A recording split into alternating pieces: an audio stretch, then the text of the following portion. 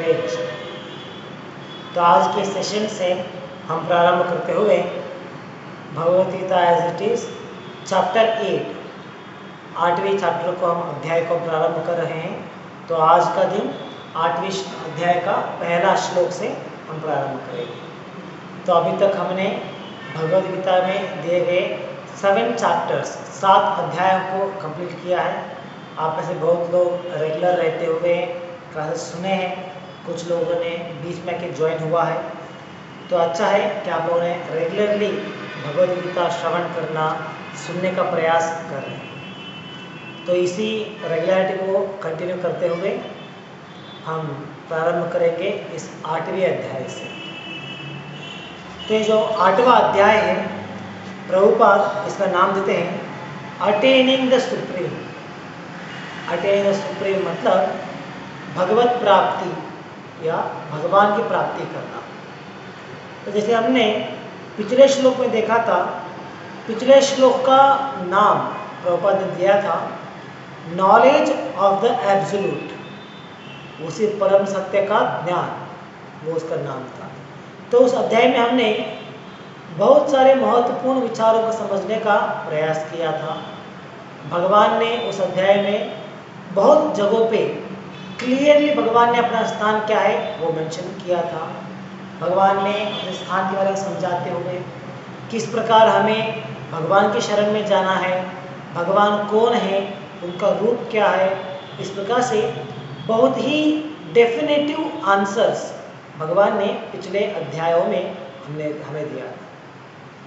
तो हम में से बहुत लोगों को जो भी प्रश्न आते हैं भगवान के बारे में या अन्य देवताओं के बारे में, उन बहुत सारे प्रश्नों के लिए उत्तर हमें पिछले अध्याय में ही प्राप्त हो सकता है। तो उस अध्याय का नाम था नॉलेज ऑफ द एब्सोल्यूट, परम सत्य का ज्ञान। तो उस परम सत्य के ज्ञान को प्राप्त करने के बाद, वहाँ पे नॉलेज को गेन करने के बाद किस प्रकार से उस परम सत्य को प्राप्त कर सकते हैं, वो इस 8वें अध्याय में हमें समझाते हैं। तो इसीलिए प्रभुपाद ने 8वें अध्याय का नाम लिखा है अटेनिंग द सुप्रीम, उस भगवत सत्य को, उस परम सत्य को, तो उसकी प्राप्ति कैसे करना है। तो पहले प्रभुपाद ने या भगवान ने उस पिछले अध्याय में उसके बारे में ज्ञान दिया है परम सत्य के बारे में। तो इस अगले अध्याय में भगवान उस परम सत्य को किस प्रकार से हम पा सकते हैं, उसे किस प्रकार से उसके शरण में जा सकते हैं, ये विचार इस अध्याय में हमें समझाएगा। तो आज के श्लोक में जो 8वें अध्याय का पहला श्लोक है, इस अध्याय का पहला श्लोक प्रारंभ होता है अर्जुन के कुछ प्रश्नों के द्वारा।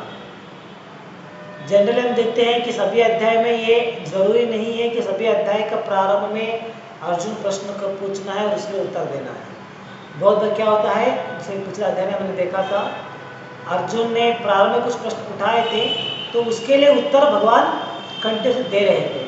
तो आचार्यों ने उस तत्व के अनुसार, फिलॉसफी के अनुसार उसका अगला अलग अलग अध्याय उसका बनाया है।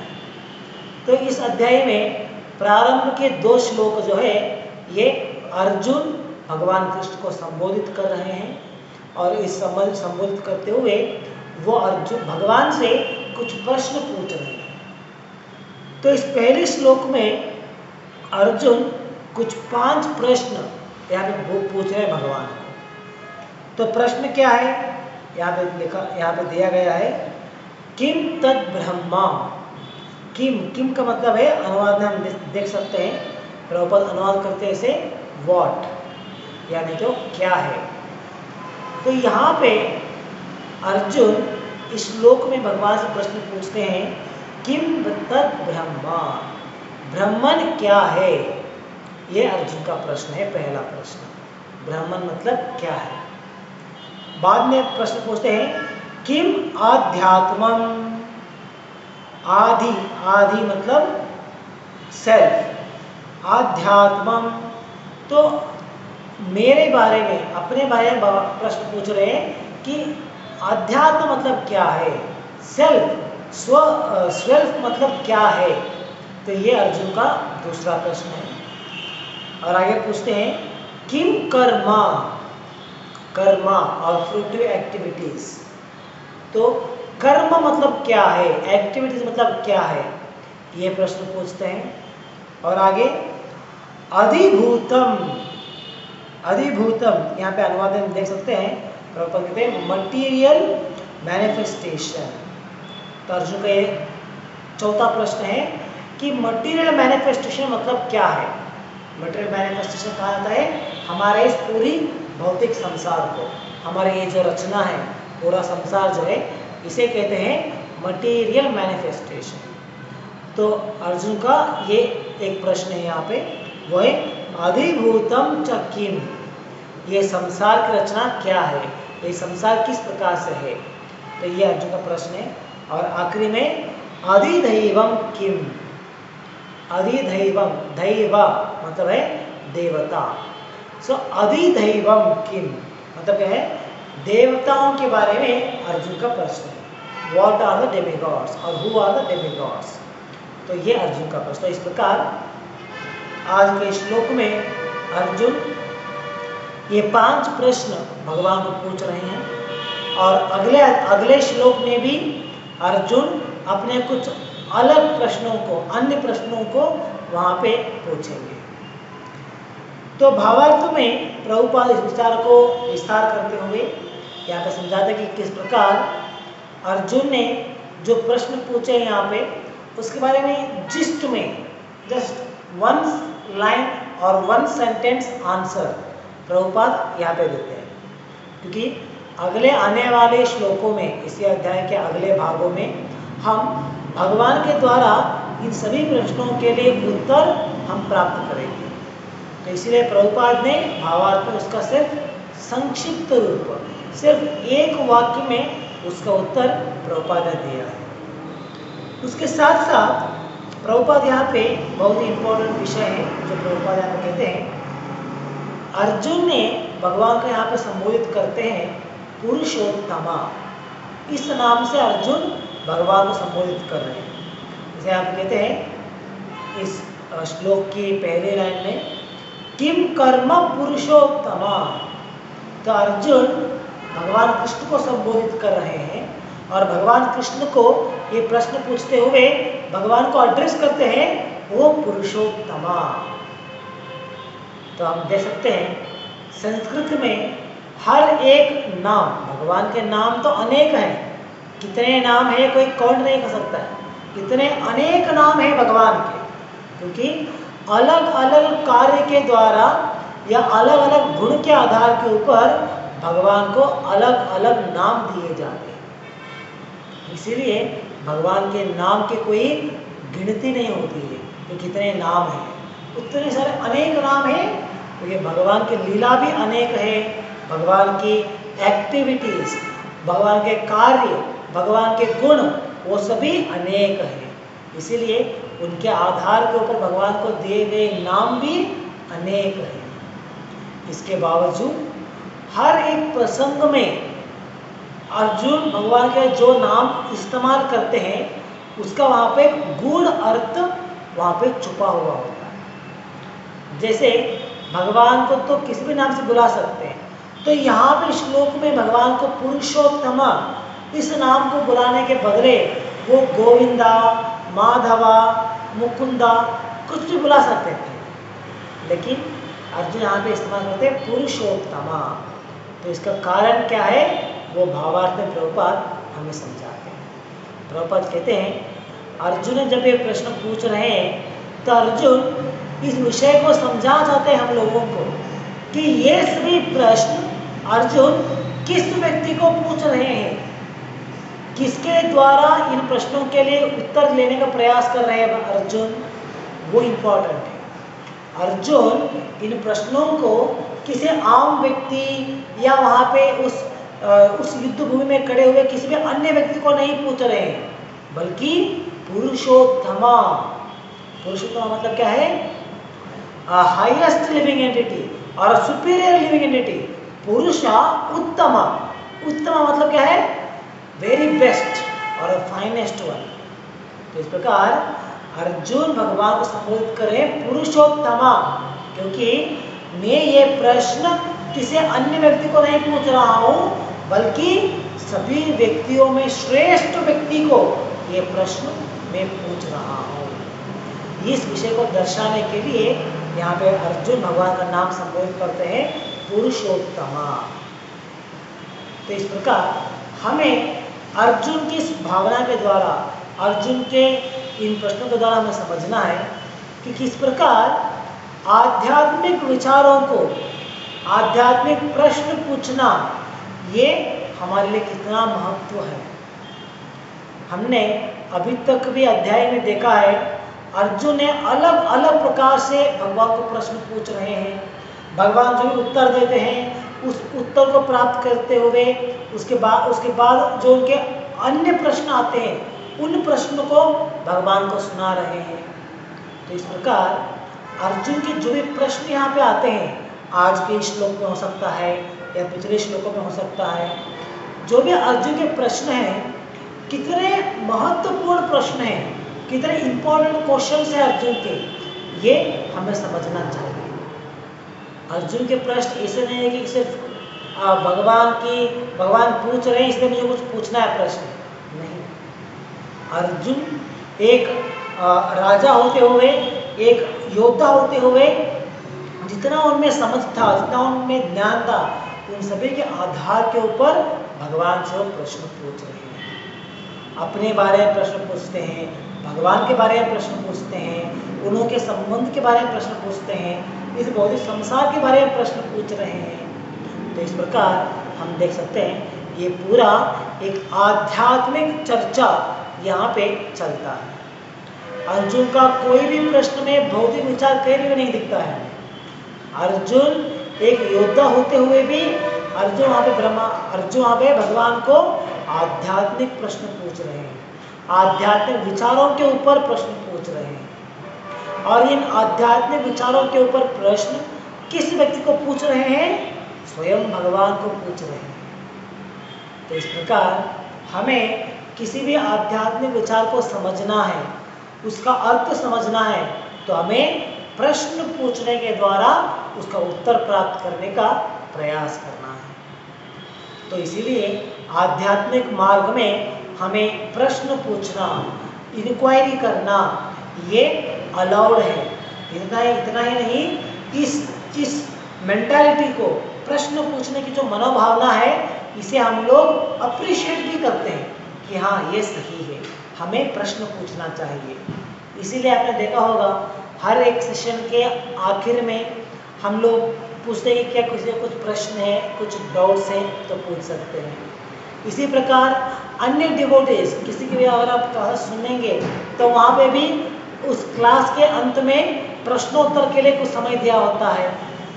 प्रभुपाद जब स्वयं प्रभुपाद लेक्चर्स देते थे, जब वो प्रभुपाद एड्रेस करते थे किसी को, तो उसके बाद प्रभुपाद वहाँ पे समय देते थे उन लोगों के लिए, ताकि उनके मन में कुछ प्रश्न है, कुछ चिंता है या कुछ चर्चा करने का विषय है।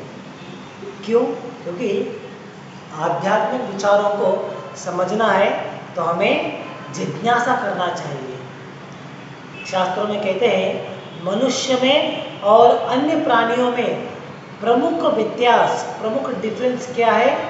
वो हम जिज्ञासा कर सकते हैं। जिज्ञासा मतलब क्या है? विचार करना या प्रश्न पूछना या ज्ञान को प्राप्त करने के प्रयास करना, उसे कहते हैं जिज्ञासा। तो मनुष्य का ये स्पेशल एबिलिटी है जो सिर्फ मनुष्य के पास उपलब्ध है। मनुष्य के अलावा अन्य किसी भी वर्ग के प्राणी, पक्षी या अन्य कोई भी जीव इस प्रकार के मनोभावना नहीं रख सकते। और अगर प्राणियों में वो कुछ प्रश्न पूछते भी हैं तो किसके बारे में पूछेंगे? सिर्फ 4 विचार के बारे में वो प्रश्न पूछ सकते हैं, या 4 विचार के बारे में वो चर्चा कर सकते हैं, बात कर सकते हैं। इन 4 विचारों के बारे में वो सोच सकते हैं। इनके अलावा, इन 4 विषयों के अलावा अन्य किसी भी विचार के ऊपर वो ना ही प्रश्न पूछ सकते हैं, सोच सकते हैं, चर्चा कर सकते हैं, कुछ भी नहीं कर सकते। तो 4 विचार क्या है? जैसे आहारा, निद्रा, भया और मैथुना। Eating, sleeping, mating and defending. तो ये प्रमुख 4 कार्य हैं जिसके बारे में सभी जानवर, सभी पशु पक्षी विचार करते हैं, प्रश्न करते हैं, सोचते हैं। लेकिन मनुष्य में, इस मनुष्य शरीर को प्राप्त होते हुए इसके साथ हमें एक अकल दिया गया है, एक बुद्धि दिया गया है, जिसके द्वारा हम इन 4 प्रश्नों के अलावा भी कुछ विचार कर सकते हैं। 4 प्रश्नों के अलावा भी हम किसी अन्य प्रकार के प्रश्न पूछ सकते हैं। तो ये क्षमता सिर्फ मनुष्य में दिया गया है। और वो क्षमता क्या है? वो है आध्यात्मिक विचार के ऊपर विचार करना या प्रश्न करना, उसे समझने का प्रयास करना। ये सुविधा सिर्फ मनुष्यों के लिए दिया गया है। अन्य जानवरों के पास ये कौशलता, ये कुशलता नहीं होती। जैसे हम देखते हैं, अगर आपने देखा होगा एक पक्षी कितनी सुंदर से वो पक्षी अपने लिए एक घोंसला बनाता है, और उस पक्षियों की घोंसला अगर आप देखेंगे तो उसमें कितना फाइन आर्ट होता है एक्चुअली। अगर हम मनुष्य भी उसकी तरह प्रयास करेंगे तो हम उसके अनुसार उतनी अच्छी घोंसला नहीं बना सकते। वो पक्षी जो होते हैं बिना हाथ के, सिर्फ अपने पाँव के बल पर और अपनी चोंच के द्वारा, इतनी सुंदरता के द्वारा वो अपने लिए घोंसला बनाते हैं। लेकिन हम लोग हाथ रहने के बावजूद भी हम वो कार्य नहीं कर सकते। लेकिन मनुष्य जो है वो आध्यात्मिक विचारों के ऊपर प्रश्न पूछ सकता है, विचार कर सकता है, लेकिन एक पक्षी इसके बारे में कुछ भी नहीं सोच सकता। इसलिए प्रभुपाद कहते थे कि भगवत गीता और Bhagavatam is meant for human beings. मनुष्यों के लिए दिया है ये किताब। ये ग्रंथ भगवान ने क्यों कहा है? ये हमारे जैसे मनुष्यों के लिए दिया गया है। कोई जानवर, कोई प्राणी अगर आप उसे प्रीच करेंगे तो गीता समझ नहीं सकते। जैसे हमारे घर में, किसी घर में अगर कोई पेट्स होते हैं, जैसे किसी घर में कुत्ता है या बिल्ली है, तो उन्हें वो ट्रेन कर सकते हैं। जैसे अगर आप उसे कमांड करोगे कि बैठ जाओ तो वो बैठ जाएगा, आप उसे कहोगे खड़े हो जाओ या भागो, तो जैसे आप उसे डायरेक्शन दोगे वो वैसा करेगा। तो इस प्रकार से आप उसे ट्रेन कर सकते हैं। लेकिन आप उसे गीता के बारे में ट्रेन करने का भी प्रयास कर सकते हैं? मनुष्यों को हम ट्रेन कर सकते हैं, हाँ भगवद गीता पढ़िए, भागवत पढ़िए, लेकिन जानवरों को हम ट्रेन नहीं कर सकते। कभी आपने देखा होगा किसी ने अपने पास तोता है, तो तोते में बोलने की क्षमता होती है। जनरली जब वो बोलते हैं तो क्या करते हैं, जो हम बात करते हैं उसी विचारों को, उसी शब्दों को वो पुनः उच्चार करते हैं। तो इस प्रकार तोतों को कुछ लोग उसे बात करने का सिखा सकते हैं, उसे ट्रेन कर सकते हैं, किसे बात करना है। कोई आते हैं घर में तो उन्हें हाय कहना है, हेलो कहना है, तो ये सब कुछ सिखा सकते हैं। लेकिन गीता के द्वारा, गीता के बारे में सिखाना, भागवतम के बारे में सिखाना, ये पॉसिबल नहीं होता। अगर कोई बहुत प्रसंग करते हुए, बहुत प्रयास करते हुए कोई एक श्लोक उस तोते के मुंह से बुला देंगे, मतलब उस तोते को सिखा देंगे, तो वो उसे एज इट इज, जैसे आपने उसे बाहर किया है, करवाया है, तो वैसे वो बात उसे बोल देगा, लेकिन उसके बारे में उसे समझ थोड़ी आएगा, नहीं। तो इस प्रकार हमें ये समझना है कि मनुष्य में और अन्य जीवियों में ये एक मेजर डिफरेंस दिया गया है, और वो है जिज्ञासा मनोभावना, प्रश्न पूछने की क्षमता या आध्यात्मिक विचारों को ग्रहण करने की क्षमता सिर्फ मनुष्य के लिए दिया गया है। तो ये एक इम्पॉर्टेंट क्वालिटी है मनुष्य में, और हमें इस क्वालिटी का सही इस्तेमाल करते हुए हमें आध्यात्मिक विचारों के ऊपर प्रश्न पूछना चाहिए, ताकि आध्यात्मिक विचारों के ऊपर प्रश्न पूछते हुए हम उन आध्यात्मिक विचारों को सही प्रकार से समझ पाए, अपने जीवन में अनुष्ठान कर पाए। इसीलिए हमें प्रश्न पूछना चाहिए। तो इसीलिए हमने कहा प्रारंभ में ही कि हमारे सभी क्लासेस में या सभी डिवोटीज हम देखते हैं वैष्णव संप्रदाय में, वो लोग प्रश्न पूछने के लिए हमें उत्साहित करते हैं। कुछ ही प्रश्न हैं तो पूछिए, डाउट्स क्लियर कीजिए, क्योंकि ये हमारा एक बहुत ही इम्पोर्टेंट क्वालिटी है, जिज्ञासा।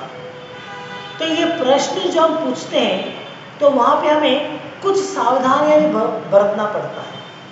जैसे आपको याद रहेगा 4th चैप्टर में भगवान ने वहाँ पे एक श्लोक में भगवान ने कहा था कि किस प्रकार हमें ज्ञान ग्रहण करना है। उस ज्ञान ग्रहण करने के लिए हमें प्रश्न पूछना है, लेकिन उसके साथ हमें क्या करना चाहिए? एक गुरु का आश्रय में जाते हुए विनम्रता के द्वारा, उन्हें शरण में जाते हुए विनम्रता के द्वारा उनसे अपना प्रश्न पूछना है और उत्तर पाने का प्रयास करना है। तो ये प्रश्न पूछना भी एक कला है एक्चुअली। ऐसा नहीं कि एरोगेंटली चैलेंजिंग मूड में, अरे ये कैसा है, ये मुझे नहीं लगता ये सही है, ये गलत है, आप उसे साबित करके देखो ये कैसे है। तो ये चैलेंजिंग मूड नहीं होना चाहिए। We should be submissive. Submissively हमें उनके शरण में जाना है, आचार्य के शरण में जाना है और सबमिसिवली उनसे प्रश्न पूछना चाहिए, उनसे उत्तर पाने का प्रयास करना है। तो सबमिसिवनेस, साथ में रेंडरिंग सर्विस, सेवा मनोभावना, ये सभी इम्पोर्टेंट है जब हम इन आध्यात्मिक विचारों को समझने का प्रयास करेंगे। अगर कोई व्यक्ति चैलेंजिंग मूड के द्वारा समझने का प्रयास करेंगे तो उन्हें ये ज्ञान कभी हासिल नहीं हो सकता। कुछ भौतिक किताब अगर हम देखेंगे तो वहाँ पे क्या होता है, अगर कोई टीचर पढ़ा नहीं रहे हैं या आपके और उस टीचर की नहीं बनती है तो फिर भी आप उस किताब को पढ़ते हुए, बाय हार्ट करते हुए उसे समझ सकते हैं, उसे कुछ सीख सकते हैं, एग्जाम में पास हो सकते हैं, अच्छे मार्क्स में लेके आ सकते हैं। लेकिन ये आध्यात्मिक विचार इस प्रकार के नॉर्मल किताब के भांति नहीं है, जहाँ पे आचार्य के बिना, भक्तों के बिना अपने आप अगर हम इसे पढ़ने का प्रयास करेंगे, समझने का प्रयास करेंगे तो हमारी समझ में ये कुछ भी नहीं आता। जब प्रभुपाद जैसे शुद्ध भक्त हमारे लिए भावार्थ देते हैं, उस भावार्थ में प्रभुपाद हमारे मन में उत्पन्न होने वाले बहुत सारे प्रश्नों के लिए उत्तर देते हैं, तभी प्रभुपाद के सहायता के द्वारा हम इस अध्याय को, इस गीता को समझ सकते हैं। अगर आप मान लीजिए, अगर हर सेशन में हम श्लोक पढ़ने के बाद अनुवाद और भावार्थ को पढ़ते हुए उस श्लोक में क्या है समझने का प्रयास करते हैं, अगर मान लीजिए प्रभुपाद के भावार्थ नहीं होते तो क्या हम में उतनी क्षमता है कि हम लोग इस श्लोक को पढ़ के उसे समझने का प्रयास कर सके? नहीं। तो ये श्रेय जाता है आचार्य श्रील प्रभुपाद को। तो इस प्रकार जब हमें आध्यात्मिक विचारों के लिए प्रश्न पूछना है तो उनकी शरण में जाते हुए विनम्रता के द्वारा उनसे प्रश्न पूछना है। तो इस प्रकार प्रभुपाद ने जिसे यहाँ पे भावार्थ दिए हैं इन सभी श्लोकों के लिए, प्रभुपाद की सहायता के द्वारा, उनकी कृपा के द्वारा हम इन विचारों को समझने का प्रयास कर सकते हैं। तो इस प्रकार हमें हमारे लिए दिए गए इस जिज्ञासा मनोभावना का सही इस्तेमाल करना चाहिए। जनरली हम देखते हैं जो आध्यात्मिक मार्ग में नहीं जाते हैं, आध्यात्मिक मार्ग में रुचि नहीं दिखाते हैं, उनके मन में भी जिज्ञासा होती है, बहुत सारे प्रश्न होते हैं, लेकिन उनके प्रश्न किसके बारे में होते हैं? भौतिक विचारों के बारे में होते हैं। जैसे कि मुझे धन कैसे कमाना चाहिए, मुझे सक्सेसफुल पर्सन कैसे होना चाहिए, या अन्य प्रकार की लालसा, इच्छाएं, तो उसके अनुसार उनका जिज्ञासा क्वालिटी होता है, उनके प्रश्न होते हैं। आपने देखा होगा कुछ किताब आते हैं जहाँ पे लिखा गया होता है how to become millionaire in few days, in a week, in a 6 months।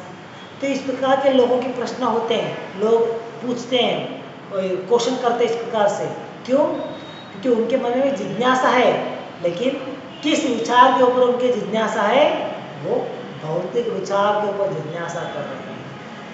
तो इसीलिए हमें दिए गए स्पेशल क्वालिटी जो है, जो मनुष्य के लिए दिया गया है, इस स्पेशल क्वालिटी का इस्तेमाल करते हुए हमें आध्यात्मिक विचारों को समझने का प्रयास करना है। इस जिज्ञासा क्वालिटी का इस्तेमाल हमें आध्यात्मिक विचारों को समझने के लिए करना है, ना ही बल्कि भौतिक विचार के लिए। तो ये फर्स्ट इम्पोर्टेंट है।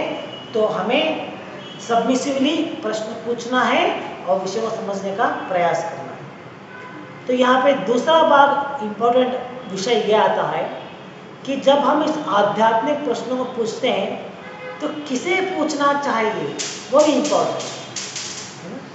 आध्यात्मिक प्रश्न पूछना है सही है, लेकिन किसको आप ये प्रश्न पूछेंगे वो इम्पोर्टेंट होता है। जैसे यहाँ पे अर्जुन, हम देख सकते हैं अर्जुन इन विचारों को, इन प्रश्नों को किससे पूछ रहे हैं? भगवान कृष्ण से पूछ रहे हैं। भगवान कृष्ण को अर्जुन कहते हैं कि आप तो पुरुषोत्तम हो, सभी मनुष्यों में अति श्रेष्ठ हो आप, तो इसलिए आप मेरे इन प्रश्नों को उत्तर दीजिए। अर्जुन, ऐसा नहीं है कि अर्जुन जाके कौरव के पास जाके दुर्योधन से पूछ नहीं रहे, दुर्योधन से कि दुर्योधन, क्योंकि दुर्योधन तो उनके भाई के समान है, उनसे एल्डर है, बड़े हैं। तो अर्जुन जाके दुर्योधन से प्रश्न नहीं पूछ रहे हैं कि मेरे मन में शंका है, ये डाउट्स है, तो आप मेरे प्रश्न के लिए उत्तर दीजिए। नहीं, तो अगर वो अर्जुन दुर्योधन से प्रश्न पूछे होते तो उनका उत्तर क्या हो सकता था, उसके लिए अर्जुन के प्रश्न क्या हो सकते थे, तो हम सोच सकते हैं। इस प्रकार आध्यात्मिक विचारों को, आध्यात्मिक प्रश्न किस व्यक्ति को आप पूछ रहे हैं वो इम्पोर्टेंट होता है। जैसे रिसेंटली हमने एक पोस्ट डाला था ग्रुप में, आप लोगों ने पढ़ा होगा। वहाँ पे एक पेशेंट अपनी मरने की अवस्था में आखिरी स्टेज में है, तो उस समय बेड पे लेटा हुआ है, जीवन में कुछ आसक्ति नहीं है, ऑलरेडी मरने की तैयारी कर रहा है। और उस समय जब हमें डॉक्टर आते हैं तो उस डॉक्टर से वो प्रश्न पूछ रहे हैं कि मेरी मरण के बाद क्या होगा, मेरा मरने के बाद क्या होता है। हम लोगों को ये प्रश्न होता है ना कभी कभी, लेकिन हम उसके बारे में सोचते नहीं, हम लोगों को डर लगता है, अरे मरने के बारे में मुझे नहीं सोचना।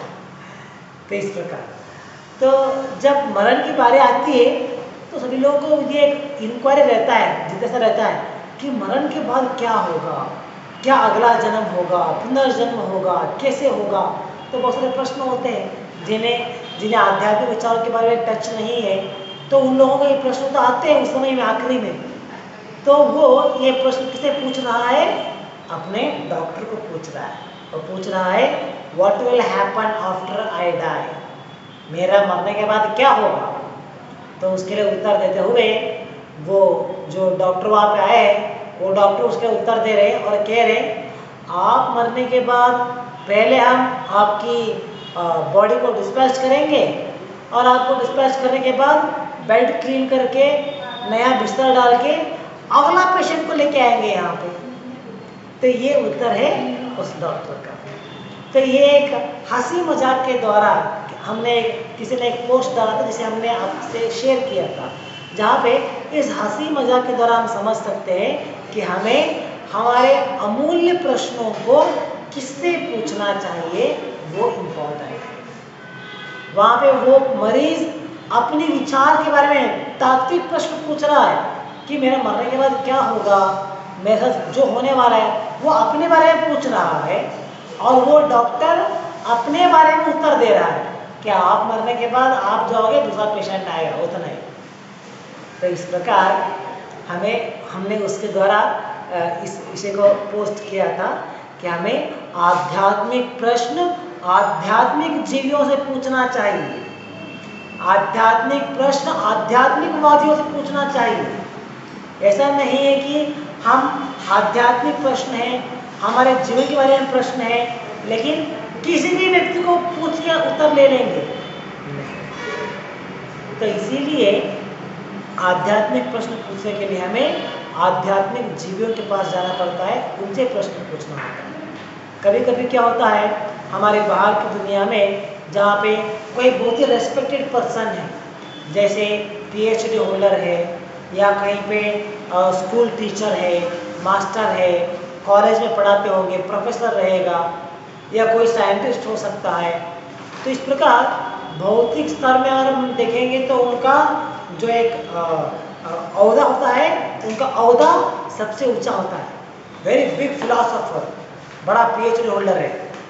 लेकिन उस व्यक्ति के पास अगर आप जाके आध्यात्मिक विचारों के बारे में प्रश्न पूछेंगे तो वो अपना अज्ञान ही आपको दर्शाएगा। उसके द्वारा आपको आध्यात्मिक स्फूर्ति नहीं मिल सकता है, बल्कि उसका अज्ञान आपको प्राप्त होगा और आप उससे प्रभावित होंगे तो आप भी उनके अज्ञान के मार्ग में आगे जा सकते हैं। तो इसीलिए आध्यात्मिक विचारों को हमें आध्यात्मिक व्यक्तियों के बारे में पूछना है, उनके साथ पूछना है। हर बहुत बार मैं जब भी लोगों से प्रचार करता हूँ तो बात करता हूँ तो उस समय इस विषय के बारे में मैं उन्हें कहता हूँ। जैसे मान लीजिए अगर किसी व्यक्ति को पेट दर्द हो रहा है तो क्या कहते हैं, जैसे हमारा फ्रेंड सर्कल है या कोई फैमिली में है तो हम उन्हें कहते हैं पहले नहीं बहुत पेट दर्द हो रहा है, ये हो रहा है वो हो रहा है, उन्हें हम कहते हैं। तो वो लोग पहले सजेस्ट करते हैं हाँ थोड़ा शायद गैस्ट्रिक हुआ रहेगा, इनो ले लीजिए या कुछ दवाई ले लीजिए, तो पहले कुछ सजेस्ट करेंगे। अगर मान लीजिए 2 दिन हो गया फिर भी आपको ठीक नहीं हो रहा है या नहीं तो आपको उस समय भी वो लेने के बाद भी कुछ कम नहीं हुआ तो क्या कहते हैं, हाँ मुझे लगता है शायद आपको डॉक्टर को कंसल्ट करना पड़ेगा, है ना। तो पहले वो अपना सजेशन देंगे, बाद में कहेंगे आपको डॉक्टर को कंसल्ट करना पड़ेगा इस समस्या से बाहर निकलने के लिए। इसी प्रकार अगर मान लीजिए किसी को घर बनाना है तो वो अपने आपस के लोगों में पहले ही चर्चा करते हैं हाँ मैं सोच रहा हूँ मुझे घर बनाना, तो वो लोग अपना जो भी सजेशन है वो देते हैं, हाँ ठीक है आपको घर बनाना है तो आप एक इस प्रकार से इस सीमेंट का इस्तेमाल कीजिए, ये मटेरियल यूज़ कीजिए, 2 बेडरूम का बनाओ या 3 बेडरूम का बनाओ, जो भी वो है वो सजेस्ट कर सकते हैं। बाद में आखिर में क्या कहेंगे, आप कोई अच्छा सा इंजीनियर ढूंढो और इंजीनियर के द्वारा घर बनाओ। तो पहले अच्छा इंजीनियर ढूंढना है, इस प्रकार से वो समझाते हैं। तो इसी प्रकार कोई भी विषय आप लीजिए, हर एक विषय को अगर आप किसी से चर्चा करेंगे तो वो आपको रेकमेंड करेंगे कि आप उस व्यक्ति की सहायता लीजिए जो इस फील्ड में माहिर है, जो इस फील्ड में एक्सपर्ट है, उनकी सलाह लीजिए और उनकी सलाह के आधार के ऊपर ही आप आगे बढ़िए। तो ये हमें समझाते हैं, है ना। लेकिन जब हम आध्यात्मिक प्रश्न पूछते हैं या आध्यात्मिक विचारों के बारे में विचार करते हैं तो ये लोग जो हर विषय में एक्सपर्ट की सलाह लेने के लिए बात करते हैं, गाइड करते हैं, वही लोग आध्यात्मिक प्रश्न पूछने के बाद स्वयं एक्सपर्ट हो जाते हैं। वह कहते हैं अरे मुझे मालूम है, आप मेरे से सुनो क्या करना है। अगर आप किसी से पूछेंगे भगवान कौन है, मैं कौन हूँ, तो हर एक व्यक्ति बोलेगा अरे मुझे मालूम है, आप मुझे पूछो मैं कहूँगा। तो इस प्रकार आध्यात्मिक प्रश्न आने के बाद कोई भी नहीं कहता है हाँ आप कोई प्रभु से पूछिए, कोई डिवोटी से पूछिए, भक्त से पूछिए, कोई नहीं कहेगा। वो लोग कहेंगे अरे मुझे सब कुछ मालूम है, मैं आपको समझाऊंगा। तो इस प्रकार आध्यात्मिक विचार आते ही सब लोग एक्सपर्ट बनना चाहते हैं, लेकिन उन्होंने कहाँ से पढ़ा है, क्या उन्होंने भगवद गीता पढ़ा है, भागवत पढ़ा है, भक्तों के संग में पढ़ा है, भक्तों के द्वारा पढ़ा है? नहीं, वो स्वयं एक्सपर्ट है वो लोग। तो इस प्रकार आध्यात्मिक प्रश्न हमें किससे पूछना है, किसकी मदद के द्वारा उत्तर पाना है, वो भी इम्पोर्टेंट है। जैसे हमें भगवान यहाँ पे अर्जुन भगवान कृष्ण को प्रश्न पूछते हैं, तो इसी प्रकार हमें भी आध्यात्मिक विचारों को किसके द्वारा ग्रहण करना है वो इम्पोर्टेंट है। अगर हम भक्तों के संग में आते हुए, भक्तों के साथ गीता का अध्ययन करते हुए भक्तों से प्रश्न पूछेंगे तो उसका सही उत्तर मिल सकता है और उस उत्तर के द्वारा हमारे जीवन में उसे अनुष्ठान करते हुए हम आध्यात्मिक जीवन में आगे जा सकते हैं, प्रोग्रेस कर सकते हैं। लेकिन वही प्रश्न अगर हम किसी अन्य व्यक्ति को पूछेंगे जो आध्यात्मिक जीवन में कुछ भी नहीं कर रहे हैं, उनका ही आध्यात्मिक जीवन सही प्रकार से नहीं चल रहा है, उनके साथ अगर हम कुछ प्रश्न पूछेंगे तो वो हमें अपना अज्ञान ही दर्शाएंगे और उनके अज्ञान के बल के ऊपर हम भी गलत रास्ते में ही जाएंगे। तो इसीलिए प्रश्न पूछना हमारी जिज्ञासा है, हमारे लिए एक अच्छा क्वालिटी है, इसका इस्तेमाल करना है और इसका इस्तेमाल करते हुए किससे प्रश्न पूछना है वो भी इम्पोर्टेंट है। हमें भक्तों को सेलेक्ट करके भक्तों के साथ अध्ययन करते हुए भक्तों से प्रश्न पूछना है और उत्तर पाने का प्रयास करना है। तो ये सभी इम्पोर्टेंट पॉइंट्स आज के श्लोक से हम समझ सकते हैं। और इसके साथ जो भी प्रश्न यहाँ पे अर्जुन ने पूछा है, इन सभी प्रश्नों के लिए उत्तर आगे आने वाले अध्यायों में हमें इसी अध्याय के आगे आने वाले भागों में हम देख सकते हैं। और भावार्थ में प्रभुपाद ने इन प्रश्नों के लिए 1 लाइन उत्तर दिया है। जैसे व्हाट इज ब्राह्मण, ब्राह्मण मतलब क्या है, प्रभुपाद 1 सेंटेंस उत्तर देते हैं। ब्राह्मण मतलब हम लोगों के बारे में होता है, लिविंग एंटिटीज, जीवों के बारे में क्या हम कहते हैं ब्राह्मण, जीवों को बारे में समझना ही ब्राह्मण है। जैसे कृष्ण में भगवान ने कहा था, वहाँ पे कृष्ण में भगवान ने कहा था अहम ब्रह्मास्मि। तो इस प्रकार ब्राह्मण मतलब एक जीविका को संबोधित कर रहे हैं, तो इस तरह से प्रभुपाद कहते हैं। और आगे जैसे प्रश्न उठाते हैं कर्म के बारे में या भगवान के बारे में, अन्य देवताओं के बारे में, तो इन सभी प्रश्नों के लिए 1 लाइन उत्तर प्रभुपाद यहाँ देते हैं। और आगे आने वाले श्लोकों में हमें इसका उत्तर ले सकते हैं। तो आगे के एक श्लोक में भी हम अर्जुन के कुछ प्रश्नों को ही देखेंगे और उस प्रश्न के बाद में से भगवान का उत्तर इन सभी प्रश्नों के लिए प्रारंभ होगा। तो ये विचार हम इस श्लोक से समझ सकते हैं। यहाँ हम समाप्त करेंगे आज के लिए। ग्रंथराज श्रीमद् भगवद गीता की जय, जगत गुरु की जय। हरे कृष्ण।